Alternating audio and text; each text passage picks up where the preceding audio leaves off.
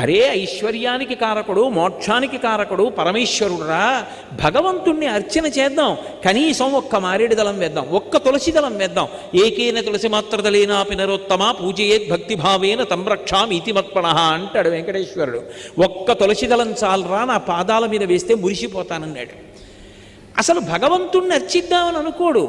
రాజీవలోచన పూజింపనొల్లక రాజదైవంబని భ్రమయువారు.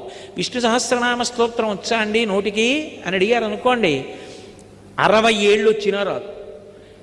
నేను ఒకసారి ఒక విషయం చూసి తెల్లబోయా. ఒక ఆయన చక్కగా విభూతి బొట్టు అన్నీ పెట్టుకుని వచ్చారు. నేను కళ్ళజోడు డాక్టర్ గారి దగ్గరికి వెళ్ళాను, ఆయన కళ్ళజోడు డాక్టర్ గారి దగ్గర ఒకరికన్నా ఎక్కువ మంది ఉంటారు. అప్పటిదాకా పరీక్ష చేసేసి అద్దాలు రాస్తూ రెండో వాడిని పిలిచేస్తారు. కూర్చున్నాను. ఆయన విష్ణు సహస్రనామం పుస్తకం ఇచ్చి ఏది చదవండి అన్నారు. ఆయన విశ్వం అనేదో అంటున్నాడు.